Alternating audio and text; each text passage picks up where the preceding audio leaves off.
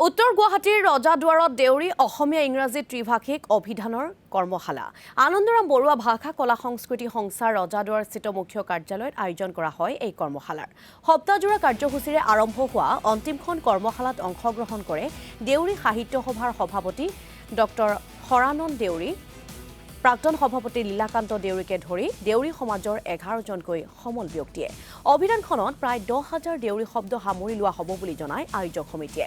চলিত বছৰতে পাঠকে লাভ কৰিব এই অভিধান আৰু এই কৰ্মশালাত প্ৰতিটো দেউৰী শব্দৰ উচ্চাৰণো বাণীবদ্ধ কৰাৰ কামো সমান্তৰালভাৱে চলাই নিয়া হয়। 2013 চনৰ পৰা আৰম্ভ কৰা হৈছিল এই অভিধানখনৰ কামসমূহ।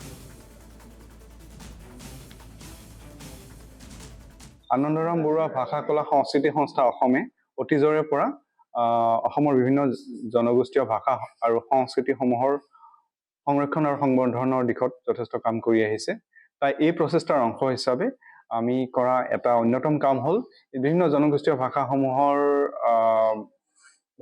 ত্ৰিভাষিক অভিধান প্ৰণয়নৰ ব্যৱস্থা কৰা।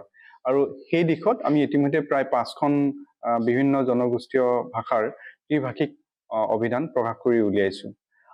আৰু এই প্ৰচেষ্টাৰ অংশ হিচাপে আমাৰ 2013 চনৰ পৰা চলি থকা দেউৰী অসমীয়া ইংৰাজী ত্ৰিভাষিক অভিধানৰ আজি 19 নম্বৰ কৰ্মশালা অনুষ্ঠিত হৈছে, প্ৰায় এসপ্তাহ জোৰা।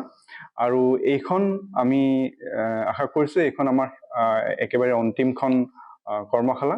ইয়াৰ যোগেৰে আমি দেউৰী জনগোষ্ঠীৰ প্ৰায় 10,000 শব্দ সন্নিবিষ্ট এখন অভিধান প্ৰণয়ন কৰিবলৈ আগবাঢ়িছো। এই অভিধানখন দুটা ৰূপত প্ৰকাশ পাব। প্ৰথম হ'ল এই প্ৰিণ্ট ৰূপত, যিটো প্ৰকাশ পাব কিতাপ আকাৰে, আৰু 2 নম্বৰতে এখন অনলাইন অভিধান হিচাপে ইয়াক প্ৰস্তুত কৰাৰ পৰিকল্পনা কৰা হৈছে।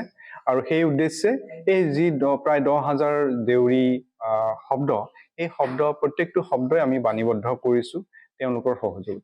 এই গোটেই প্ৰচেষ্টাত দেউৰী সাহিত্য সভা আৰু দেউৰী জনগোষ্ঠীৰ বিভিন্ন সমল ব্যক্তিয়ে প্ৰথমৰে পৰা অতি আন্তৰিকতাৰে তেওঁলোকে আমাৰ সৈতে সহযোগ কৰি আছে, আৰু তেওঁলোকৰ সহযোগৰ কাৰণেই আজি এইটো সফল হ'ব পাৰিছে।